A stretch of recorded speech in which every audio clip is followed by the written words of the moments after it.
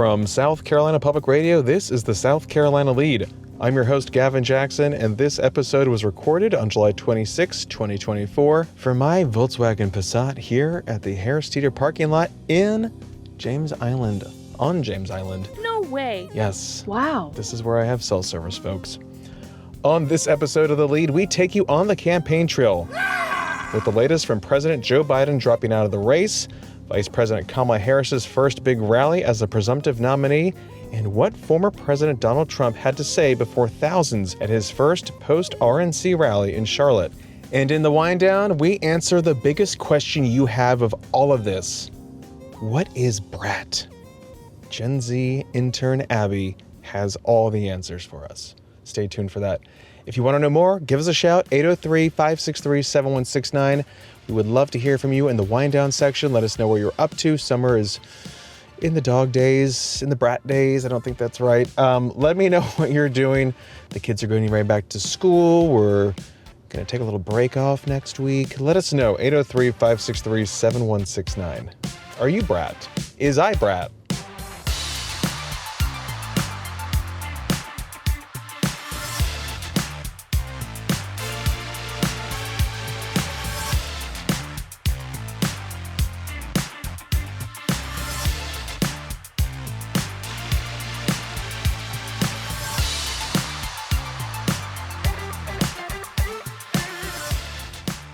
President Joe Biden addressed the nation Wednesday evening in his first remarks since he reemerged from his COVID-19 convalescence in Rehoboth, Delaware at his beach house.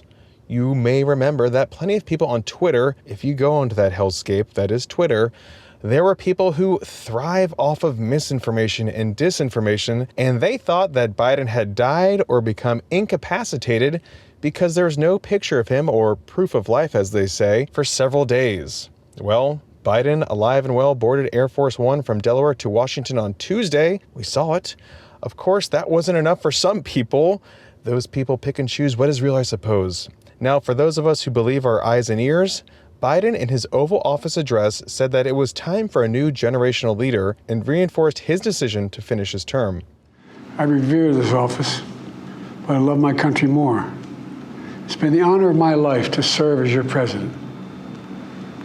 But in the defense of democracy, which is at stake, I think it's more important than any title. I draw strength and I find joy in working for the American people.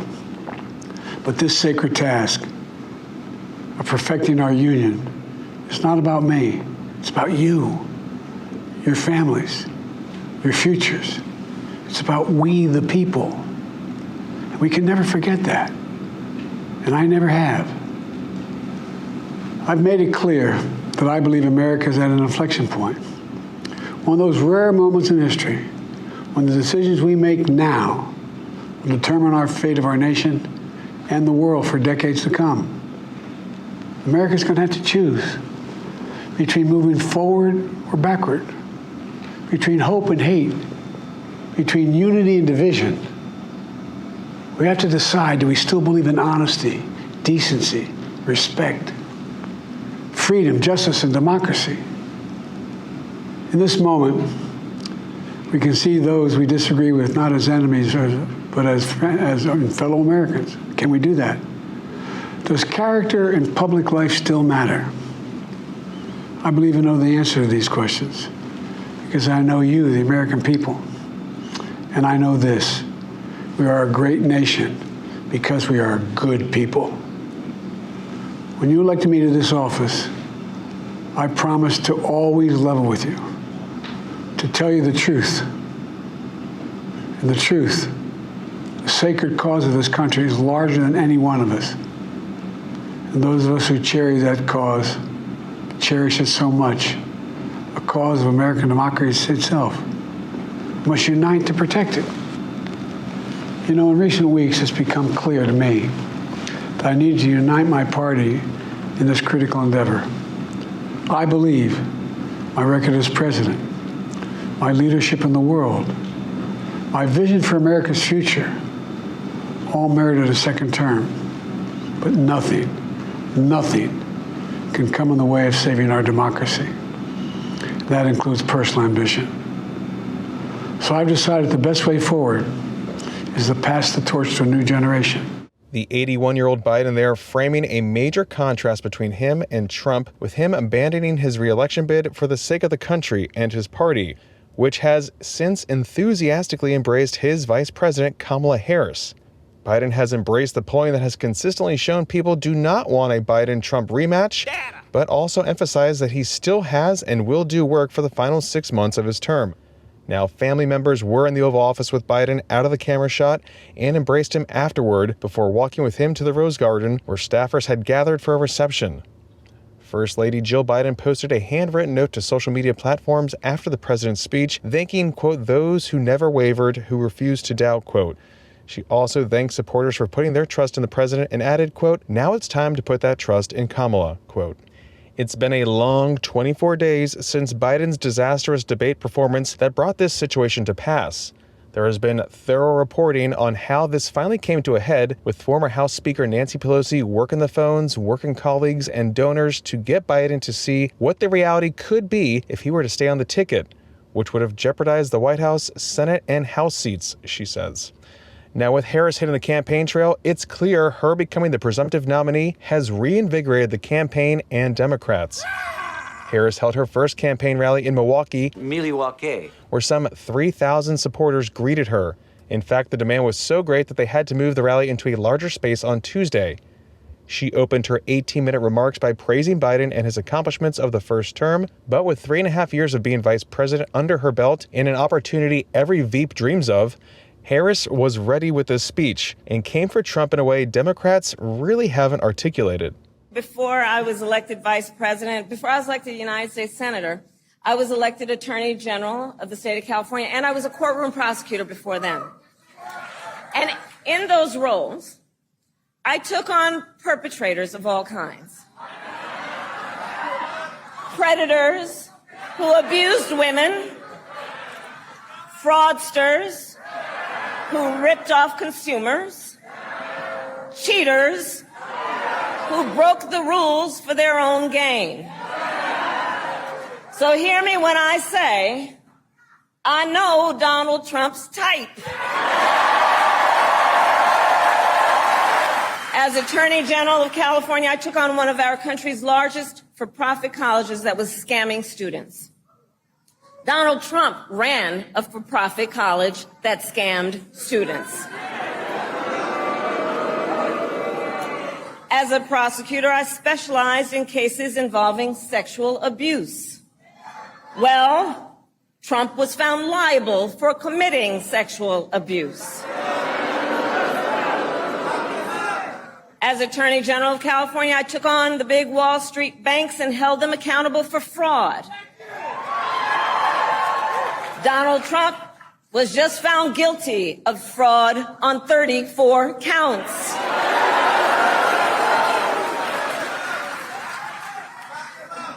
But let's also make no mistake, this campaign is not just about us versus Donald Trump. This campaign is about who we fight for. Harris also concisely and passionately sold her vision for America, in contrast to the Republican ticket. Something that, again, we don't even hear concisely done from Republicans like Trump, since he goes on for about an hour and 45 minutes and it's a big stream of consciousness. And we'll have part of his remarks in Charlotte in a moment. But here's more of Harris. And Wisconsin, this campaign is also about two different visions for our nation. One, where we are focused on the future. The other, focused on the past. We believe in a future where every person has the opportunity not just to get by, but to get ahead.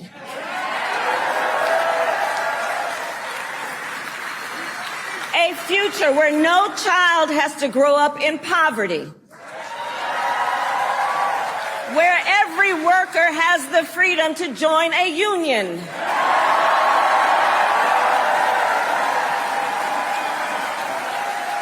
Where every person has affordable health care, affordable child care, and paid family leave.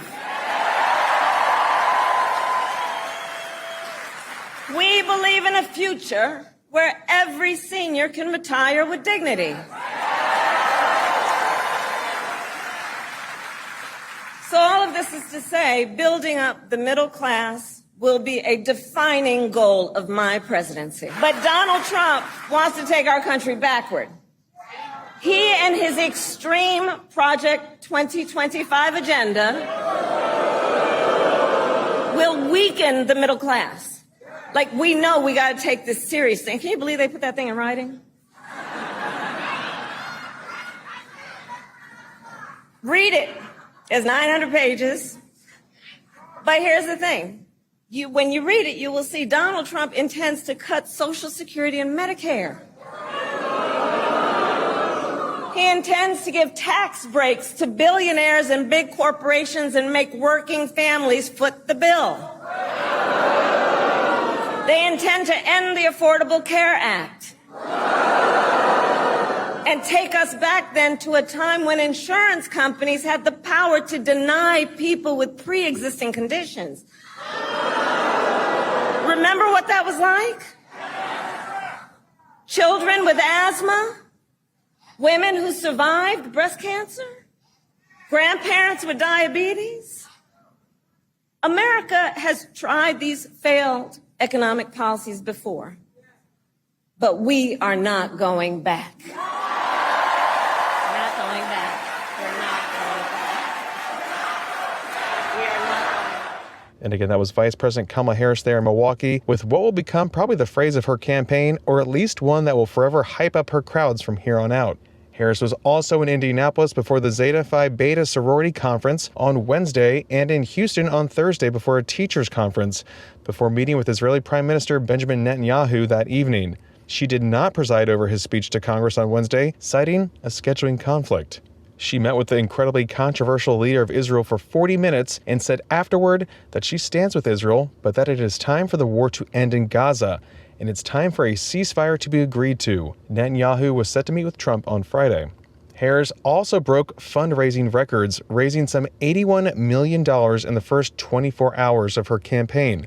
The AP reports that Future Forward, the largest super PAC in Democratic politics, announced it had secured $150 million in commitments over the same period from donors who were, quote, previously stalled, uncertain, or uncommitted, quote, that according to a senior advisor. Some other big numbers. Politico reports that in the 2 days since Biden dropped out, Vote.org saw its highest levels of new voter registrations of the whole cycle. We're talking to 38,500 people signing up. That's a 700% spike, higher than even when Taylor Swift made an Instagram post about voting.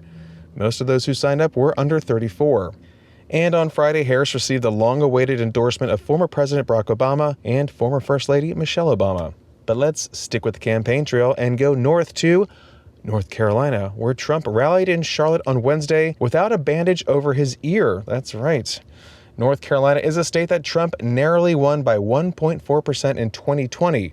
That shrunk from 3.6% in 2016.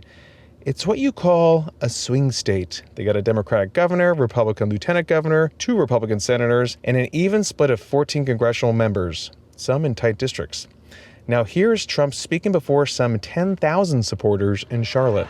As you know, 3 days ago, we officially defeated the worst president in the history of our country, crooked Joe Biden. He quit because he was losing so badly in the polls. He was down in every single poll and down by a lot, so he quit. But really, what happened was the leaders of the Democrat Party, in a very undemocratic move, the bosses, they said, either you get out or we're going to throw you out using the 25th Amendment. That's what happened. You know that.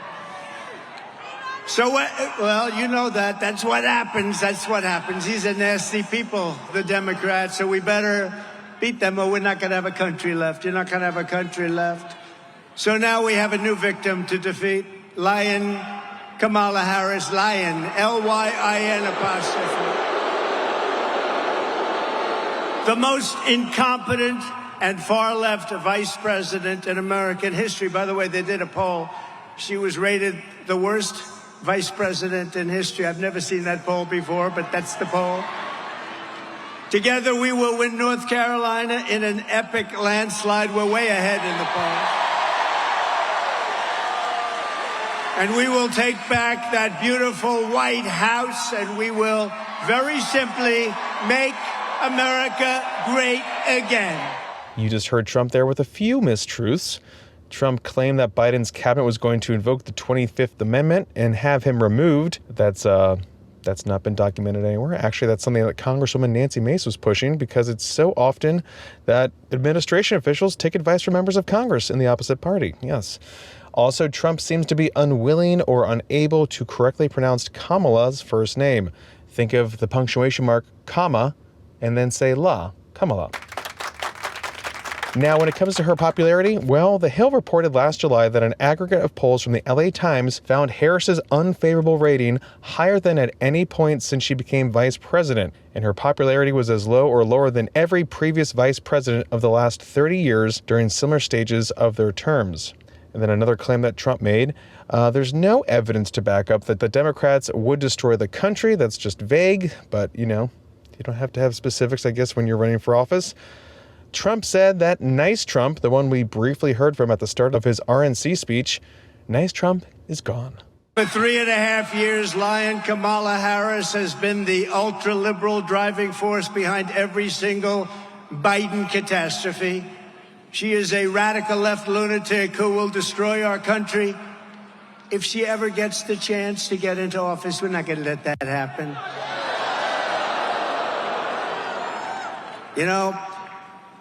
I was supposed to be nice. They say something happened to me when I got shot. I became nice.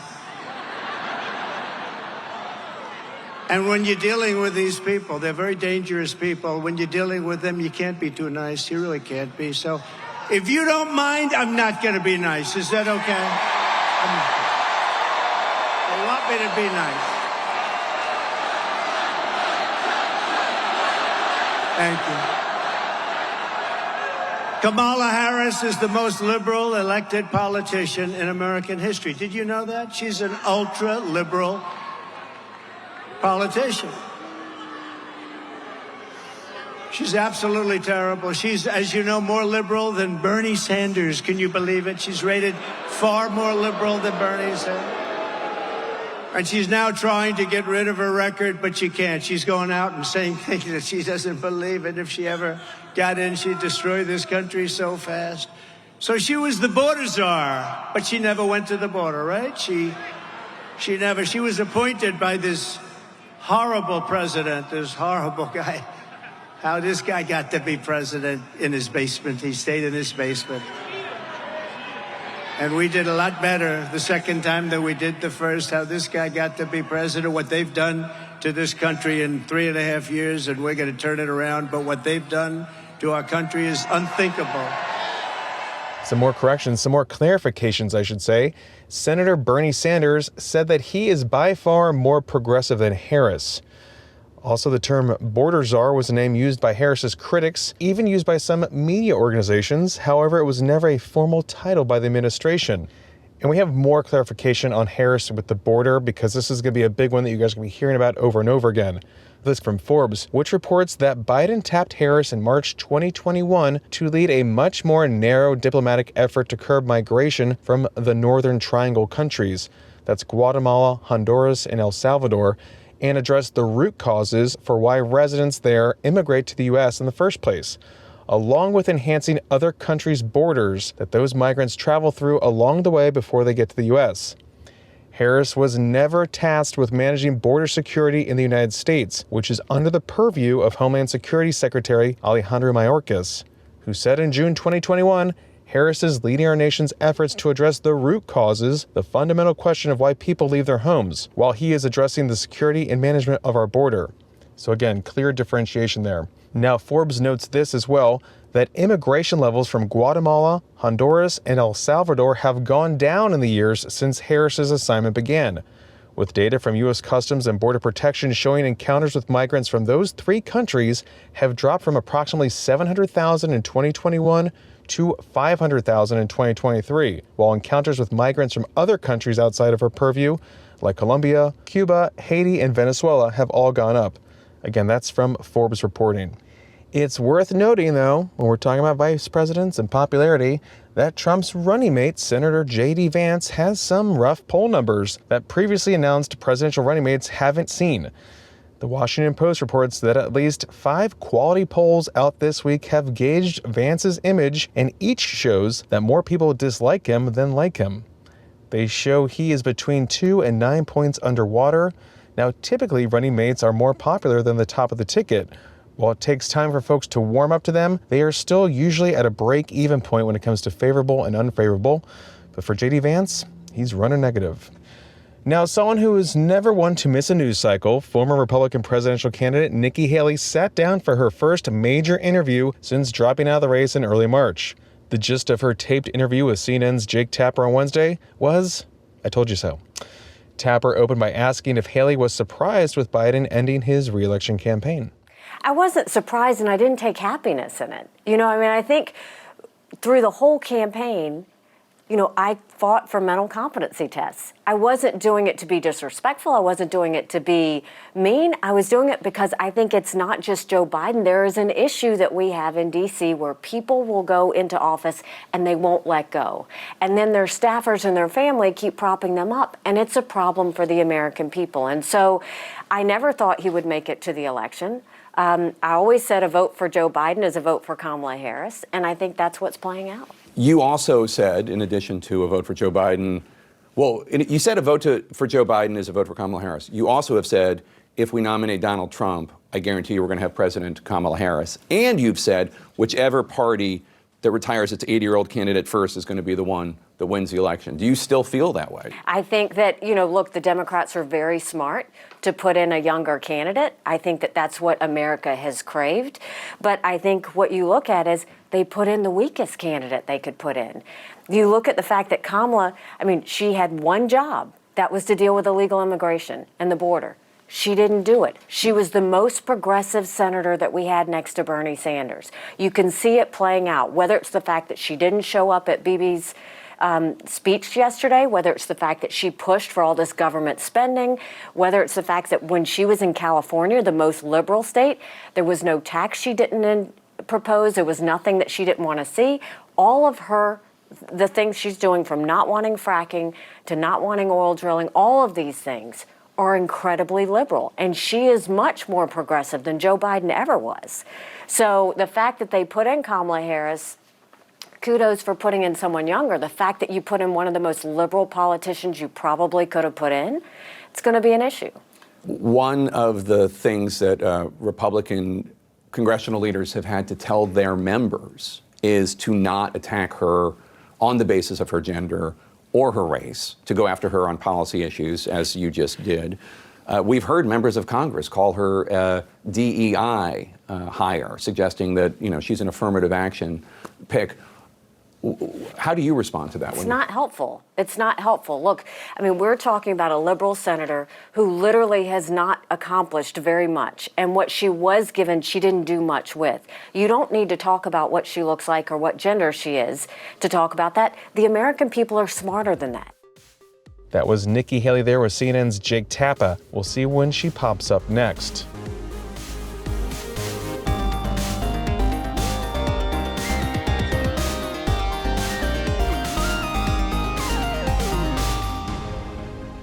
Welcome to the wind down section, our little break from the news. Oh, we do need a break from the news, don't we, A.T. Shire, lead producer? Oh, we need it so bad. We need it right now. The break has been needed for quite some time, okay? Gavin, you need it so breaks. bad, you're in a car. I'm in a car, all gas, no brakes. Yes. AKES. You got off the road from traveling and you thought, no, I need to go back. Put me back in the car. And then you just drove off into the sunset. Anyway, Gavin, even though we're here to take a break from the news and we normally take a call, instead of a call, we have a guest here who's going to explain something very important, a little bit of news in this newsless segment. So in studio here, we have intern Abby. Abby, welcome to the lead. Hello. Thank you for having me. Intern Abby, welcome. Thank you guys for having me. And in this political climate, so many things are happening so fast. We are here to help people understand what's happening. And one thing that's more than ever happening is that Kamala Harris is Brat.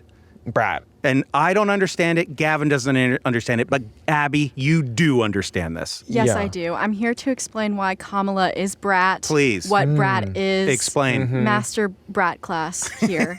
How to be Brat, what it is. Are we Brat? Yes. Of course, talking about Charlie XCX, the performer, the artist. But go ahead.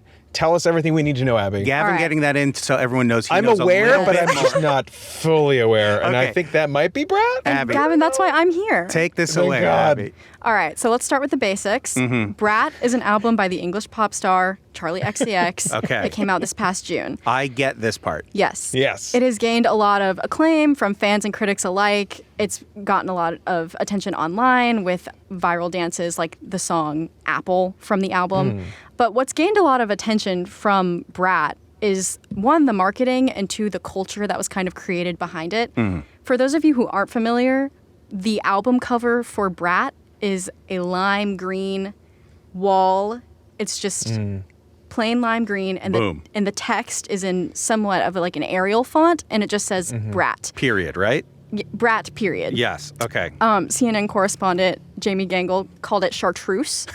And I would say that's somewhat close. I would also say it's kind of like a Nickelodeon slime. This that's is good. This is working with help me. the millennials Yes, for us, I please. understand this. Yes. So the color itself has become very popular, kind of similar to how last summer hot pink was very popular due to the Barbie Barbie. movie. Okay. So brands are hopping onto the trend. Fashion brands like ColourPop, Kate Spade, they're playing into the brattiness. But also some unexpected contributors to Brat Summer. Field Roast, a plant-based sausage. Okay. They posted their Bratwurst. Oh, God. Yes. Everyone's just like, how can we cash in? We need Gen Z to like us, please. And so as far as kind of the culture that is related to Brat, the Today Show described it as this. Gen Z christened it as the season of the Brat, an aesthetic trend defined by party animal antics, cool girl style, Okay. and lime green everything. Okay. And on what it means to be Brat, Charlie XCX said, "You're just like that girl who is a little messy and likes to party, and maybe sometimes says some dumb things, who feels herself, but maybe also has a breakdown, but like parties through it. That's Brat." So we've all been Brat then. I mean, Okay. we've done this before. So- Gen Z Yes. is just trying to encapsulate it, which power to you to do that, because I guess we just used to say you're messy. Now it's you're Brat. Well, Yeah, it's Brat. But like it's like a little oomph up. It's also like a little bougie, like oomph. Like we're at least making it cool to be a little hot mess. This is what my question was, like, are these people, have they always been Brat and now we've put a name to it?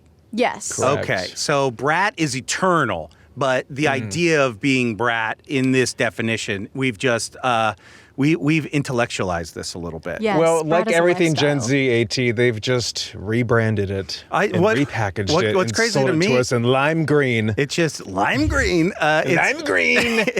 It's only since June, and already it's a wave that's spread across the world, and it's infected. I mean, I guarantee you that J.D. Vance and Trump wish they were Brat right now, or at least dubbed Brat, right? Is this a boon for Kamala? Well, yes. So, shortly after President Biden announced that he was withdrawing from the race, Charlie XCX took to X, formerly known as Twitter, and tweeted these 3 words. Kamala is Brat. They resounded across the world. Boom. And the Gen Z, the Kamala supporters, they took that and ran. Kamala HQ, across all handles, has embraced the brattiness. Shortly after that tweet was put out into the world, Kamala HQ on Twitter, they changed their header to say Kamala HQ in the Brat style. In that font, in the green. Yes, Okay. and there's similar posts on their Instagram as well. On TikTok, there's a lot of edits or montages of Kamala Harris to songs from Brat. So it's just really meeting that moment for those younger voters who are definitely reinvigorated because of this campaign that we've been talking about. AT, you actually made a funny point before we even decided to have this conversation with Abby about what someone like Harris needs to do, and that's just hire 5 20-year-olds to run the campaign and just I was lean in to TikTok. Her tweet, I think her tweet of Kamala is Brat is worth what? $10 to $20 million in free advertising, maybe even more. And the idea that that they had this think tank of PR people like thinking of ideas, trying to come up with stuff. How do we can we do? How do we make her talk cool. to these Gen Z people? And this 3-word tweet did everything they needed to do, to where I was thinking like, hey, just get, I don't know, 5 20-year-olds in a room. Don't question what they're saying, even how strange it sounds, and just do everything that they say. Yeah. Because if someone said, you're Brat, you'd be like, I'm not a Brat. It's I don't know what that means. Yeah, Brat is bad. That's not what you think. Brat is either like bad or a sassy doll to people our age. You know what I mean? The Brat's doll. Brat's doll with the Z. Imagine being the Brat's doll. Yeah. It's like that. But I think Brat's dolls are inherently a little brat. I think so. I think they were on the Brat forefront, right? I think so. The spectrum, if you will. The Brat spectrum. Wow. So, Abby, thank you for this informative, enlightening session, because we have seen some really cringy reporting on this, because the media is what it is. There's a lot of older folks who don't really hear what the younger folks are talking about. And I think this has been a big wake-up call. So we said we're not even going to try and attempt to define this. We're going to talk to the people that know it best. And that's why we had you here. The Brat boots on the ground. Abby, thank you so much. Thank you. But with guys. that, Abby, would you call us Brat too? Is we Brat? Gavin, I really think you are embracing Brat Summer. You are a brat. Oh, that is so He big. needed to hear that. Maybe I he'll needed come that. off the road now. Abby, thank you so much. I'm sure that this will just perpetuate Brat Summer even more, because all of Gen Z does listen to our podcast. But thank you so much. Yes, thank you. Thanks, Abby. Yeah. Thank you, Abby. Thank you, everyone, for participating in the podcast from here and Sorry. afar. Oh, I forgot to mute myself. Keep going. Don't stop. Keep going. Thank you, everyone, for listening to the podcast. Thank you, Abby. Let us know if you're a Brat or if you know a Brat. Call 803-563-7169. It is confusing, but the lead is here to make sense of it all for you. And you can always leave us a review on Apple Podcasts. We love that too. And you can stay up to date with the latest news on scetv.org and southcarolinapublicradio.org. And don't forget to support your local newspapers. The South Carolina Lede is a production of South Carolina Public Radio. Our producer is A.T. Shire. Amy Crouch is our supervising producer. Sean Birch is our executive producer. This podcast is produced with support from PRX and is made possible in part by a grant from the John S. and James L. Knight Foundation, as well as listener contributions to the ETV Endowment of South Carolina. For the South Carolina Lede, I'm Gavin Jackson. Be well, South Carolina. Yeah, just make sure your car's idling the whole time. Oh my God, yeah. Obviously. I asked her already, is this Brat of you not having this work? And she said it was, so good for you. It is God. because he's everywhere. Oh my gosh, I'm learning so much. That's I cannot right. wait We're to already learn. learning. Are we everywhere. doing the wind down first? Yes, let's get this over with, okay? Oh, God.